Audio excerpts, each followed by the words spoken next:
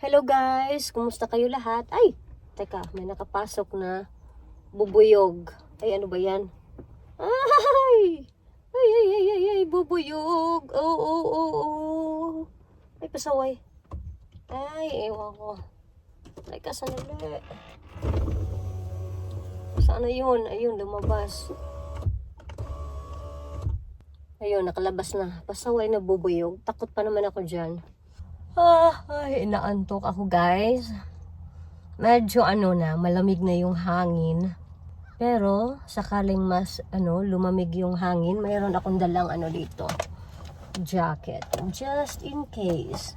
Kasi itong panahon, paiba-iba.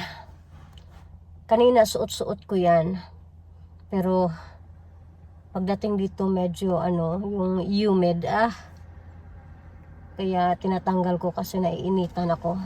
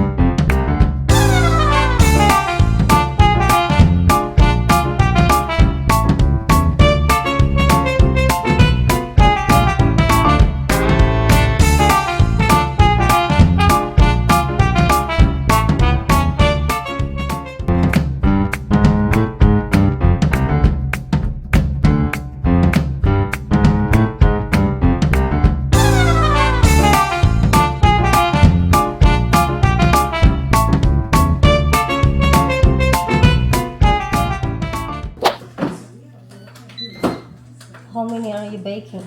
One. I mean air frying. One only? 10 minutes. Just one? Yeah.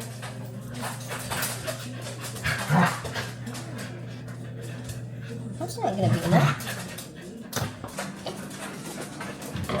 Naghiwa-hiwa ako ng karning baboy. Dalawang klaseng pagkahiwa. Isa ito, yan. And then, yung isang pagkahiwa ay yung maliitan. Itong maliitan, gawin ko siyang tawag dito, nilagang baboy. Pero, ang rason na ginawa ko siyang, Pero ang rason na hiniwa ko siya ng maliitan dahil mahirap kumain pag may brace. Masakit pa rin kumain dahil sa pressure nga sa Invisalign trays. Tapos ang ito namang isa na ganito pagkahiwa, i-marinate ko siya tapos prituhin ko lang. Tapos sausaw natin sa suka na may tuyo or kaya maanghang. Ay naku, ang sarap.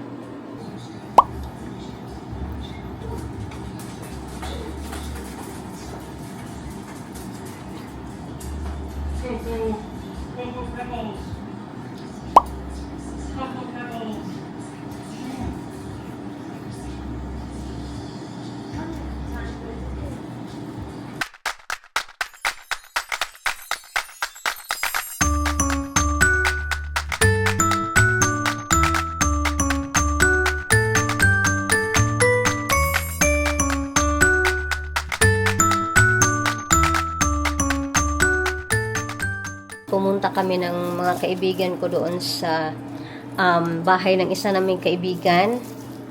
At saka kasama namin sa aming bowling team. Itong tanglad sa garden niya galing. Ayan. Uuwi sila ng Pinas kasi in a few days. Kaya, ayun, ina-harvest na namin yung mga gulay doon. Merong mga sili, merong pepper, yan. Konti lang kinuha ko kasi meron naman ako maraming gulay. Yan. Yung kaibigan ko rin, isa, kumukuha din siya. Pero ito talaga ang tanglad, guys, kasi gusto kong mag-tinola. So, ito siya. Itong pagkahiwa ko na ito ay gawin ko siyang adobo sa asin. Ayan. Tapos ito naman, para next time, pork chop. Kaya, i-separate ko sila. So, itong para sa adobo sa asin, ilagay ko na dito sa ating glassware. Tapos, lagyan ko ng asin. Parang hindi siya magkasya dito. Parang maliit nang nakuha kong glassware. Pero okay lang.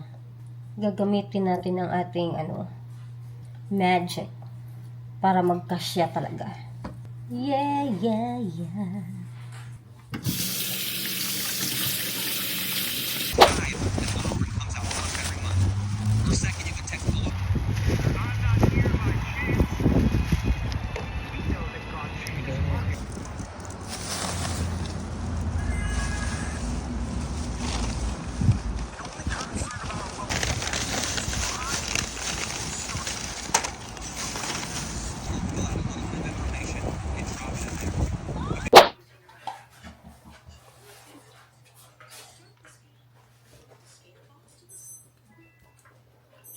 There we go.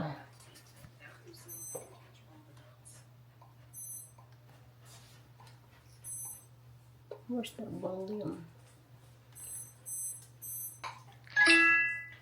For this step, open your mouth slightly. Move toward a dot and bite down. Bite and hold down. Open again. Bite down. Open again. Bite down. Open your mouth slightly. Catch all the dots.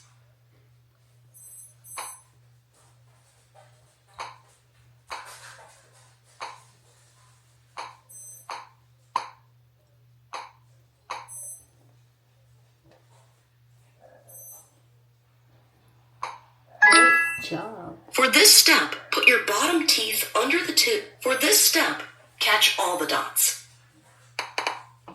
For this step, put your bottom teeth under the tube and focus on all the top teeth. For this step, put your bottom teeth under the tube and focus on your top teeth only. Tongue should not touch your teeth. Open your mouth wider. Open your mouth wider. Open your mouth wider. Open your mouth wider.